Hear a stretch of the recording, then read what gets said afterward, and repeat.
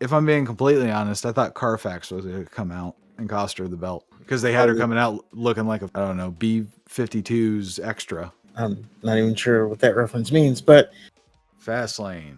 What'd you think? I don't know. I mean, it was a good pay-per-view match wise, but I don't know. It didn't it didn't further anything. It was just like there. Yeah, nothing happened. Yeah. Cody J versus the Judgment Day.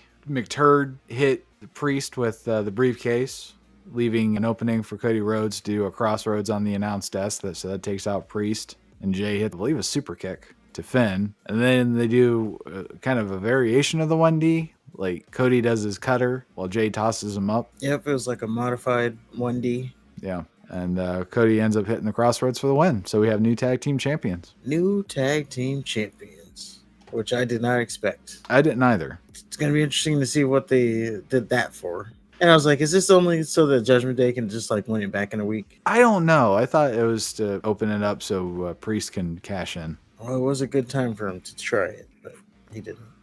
Right. But yes, we have new tag team champions, and we got to see what happens now because Priest never trusted JD McGriddle. And he's not going to trust him now. Yeah, now he cost him the title, so. Yeah, and it was Ripley's doing. Yeah, so it's going to be hell to pay there. Like Ripley, he's around because you asked him to be. And he messed up. Well, after that, we get the Street Profits versus the LWO. Well, Street Profits and Bobby Lashley versus Escobar and Ray. The third member of the group, I guess they never called back. It starts out being a 3-on-2 handicap match. And I thought the Argyle outfits were a better look than what the Street Profits were wearing tonight. But that's just me.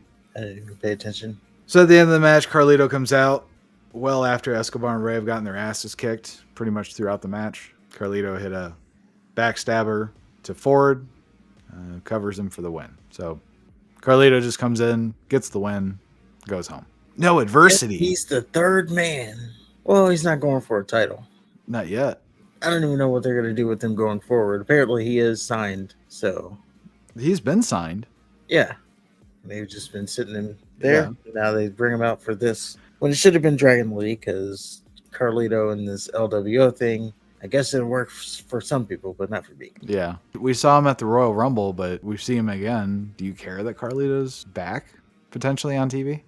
I like Carlito. Yeah, I do care. Now, I didn't like his new music. Let me go ahead and get that out there now. What I didn't even notice. Oh, he said, you want me to show you what's cool? Or that's it's. Oh. But like, where's the I spit in the face of people who don't want to be cool? Maybe because that thing, you can't do the spitting apple thing anymore. I don't know. Let's see where it goes with him. I just feel like they waited too long. I think it would have been cooler to see him back like right away. But now that he's been back, we know that he's been back. And now he's just shoehorning in this LWO bullshit that nobody cares about. Well, what we don't want to see is this LWO versus Street Profits and Bobby Lashley continue on forever, like a la Kevin Owens and Sami Zayn. And by the way, where have they been? But anyway, Sami Zayn and Sami Zayn versus Judgment Day. We don't want it to go on for that fight forever thing. Right. No, I think the one-off's good. I don't think they have any scores to settle. Carlito came in. They won. It's cool. Move on, Bobby. Well, there's going to be repercussions because, the Street Profits did lose again. The whole thing is Bobby doesn't like losers. Did they lose? I mean, because Bobby was involved in it, so. Well, Ford took the pin. Okay. So, yeah. Which was, I thought they were going to win because, it's a new group. But I guess the returning Carlito has to have a win too. True. That's why you don't bring him out. I just think if you're going to have them, because this is the first time Bobby's teamed up with the Street Profits officially, like in a match. So having them lose the first time they're out, I don't know. To the LWO of all things. Yeah, see, that's what I'm saying. Especially when he just pinned Ray. Right. The night before. He destroyed Ray. How is Ray even there? If anybody shouldn't be able to compete, it's him. Yeah, I don't know. But we'll see where that goes. Yep. Where we're going is the Asuka versus Io versus Charlotte match for the, I don't know what her title's called. Is it just the women's? I don't know. I've lost track of the name. Okay. Just the women's world title on SmackDown. Okay. Well, the world title for the women is Ripley's title. Yeah. It doesn't matter. Anyway, Io comes out without damage control, which I liked. Asuka missed Charlotte like right away and almost gets a near fall. It was Io versus Asuka for a while, which I thought was awesome. And then Charlotte recovered, which I didn't think was awesome. Started losing interest. Io and Asuka kind of formed an alliance, and then Charlotte naturally took on both women with ease. I noticed that Io did a tiger uppercut while Charlotte was sitting on the turn. She wasn't sitting on the turnbuckle. She was kind of standing on it. But Io just kind of, oh, you get. Yeah, that's her little rising palm strike. Just the way she did it was a tiger uppercut. So then they do another goddamn Tower of Power spot because the one that they did the night before wasn't good enough. Seriously, if you're going to do something like that, isn't that supposed to be like a big, impressive spot? I don't know what it's supposed to be. I mean, it gets a pop out of the crowd pretty consistently. It doesn't do anything for me at all. First of all, who's really getting the brunt of this move? I don't know. In theory, though, it's believe little Io is picking up Asuka and Charlotte at the same time. Right. But in theory, this is supposed to be like the most impressive thing of the match because all the women are doing a big high impact move. But why would you do it on SmackDown the night before and then do it on a pay-per-view? You see what I'm saying? Yeah. Whoever booked it crazy. Just stupid. Why would you have the same thing? If the Tower of Power spot's supposed to be like this big amazing thing, this highlight that we're supposed to fucking replay and have in our heads of this match, why would you have another one? It muddies it. True. Charlotte hits a spear on Asuka for a real near fall. I thought that was actually the end of the match. Apparently Bayley did too because that's when she comes out. Charlotte gets Asuka in the figure 8. The ref goes to ring the bell, but Bayley distracts him. And then Io hits a moonsault on Charlotte to retain her belt. And color me shocked. I thought Charlotte was going to win. Well, I knew Charlotte wasn't going to win, but I was shocked that Charlotte took the pin bars. That's what my shock was. Like, oh my God, she just pinned Charlotte. Now you would think that Charlotte can't get another rematch. She just got pinned. She took the pin. If I'm being completely honest, I thought Carfax was going to come out and cost her the belt. Because they had her coming out looking like a fucking, I don't know, B-52's extra. I'm not even sure what that reference means, but yes, she did appear at the beginning of the show. They were like, oh my God, Jade Cargill is here. She just walks in, she shakes hands with Triple H, they walk off and talk, and never hear from her again. So she got dressed up in that outfit for nothing, is what I got from that. Yeah. Okay. She was on the show for nothing. They just needed to get her on TV.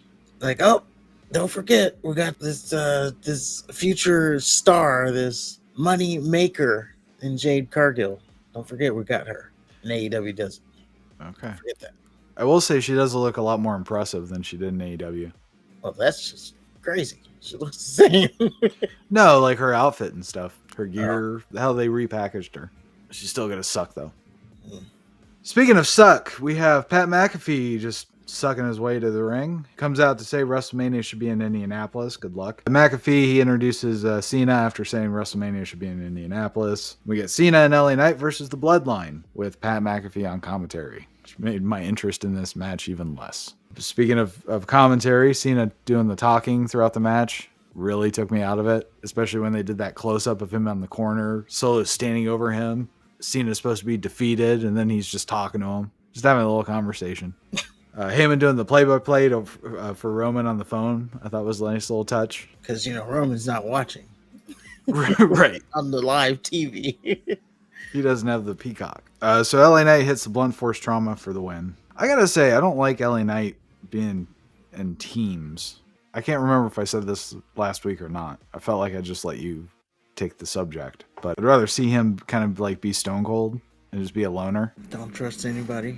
Yeah. Because remember at Payback, he was kind of in Cena's face, but now they're all friends. They forget about that. Oh, he's face now. He's still playing that. I don't need you, John Cena. I'm just helping you.